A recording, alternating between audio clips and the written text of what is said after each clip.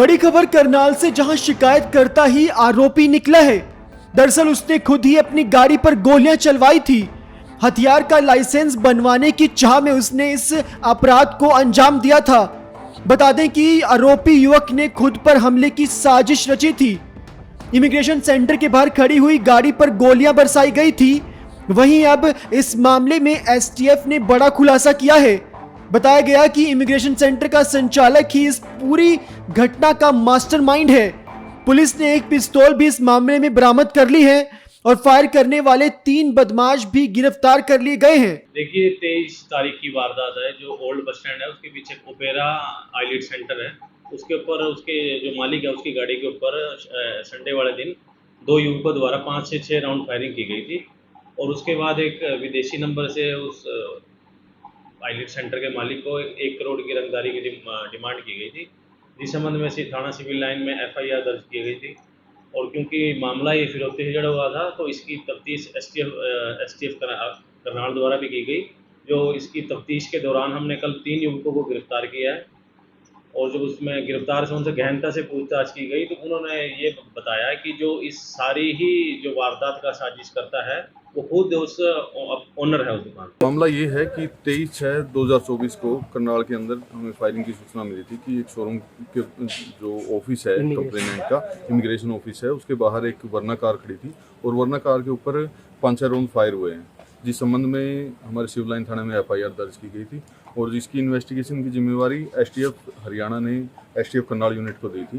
तो इन्वेस्टिगेशन के दौरान जो हमने फायर करने वाले लड़के थे, फायर करने वाले 3 लड़कों को काबू किया इंफॉर्मेशन के ऊपर अपने बड़ौली यमुनापुर के पास से।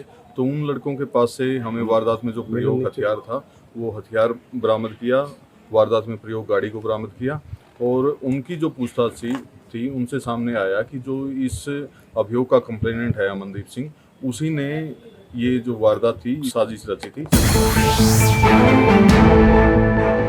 बड़ी खबर करनाल से, जहां शिकायत करता ही आरोपी निकला है। दरअसल उसने खुद ही अपनी गाड़ी पर गोलियां चलवाई थी। हथियार का लाइसेंस बनवाने की चाह में उसने इस अपराध को अंजाम दिया था। बता दें कि आरोपी युवक ने खुद पर हमले की साजिश रची थी। इमिग्रेशन सेंटर के बाहर खड़ी हुई गाड़ी पर गोलियां बरसाई गई थी। वहीं अब इस मामले में एसटीएफ ने बड़ा खुलासा किया है। बताया गया कि इमिग्रेशन सेंटर का संचालक ही इस पूरी घटना का मास्टरमाइंड है। पुलिस ने एक पिस्तौल भी इस मामले में बरामद कर ली है और फायर करने वाले 3 बदमाश भी गिरफ्तार कर लिए गए हैं। देखिए 23 तारीख की वारदात है। जो ओल्ड बस स्टैंड है उसके पीछे ओपेरा आईलेट सेंटर है, उसके ऊपर उसके जो मालिक है उसकी गाड़ी के ऊपर संडे वाले दिन 2 युवकों द्वारा 5 से 6 राउंड फायरिंग की गई थी और उसके बाद एक विदेशी नंबर से उस आईलेट सेंटर के मालिक को 1 करोड़ की रंगदारी की डिमांड की गई थी, जिस संबंध में थाना सिविल लाइन में FIR दर्ज की गई थी। और क्योंकि मामला ये फिरौती से जुड़ा हुआ था तो इसकी तफ्तीश एसटीएफ करनाल द्वारा भी की गई।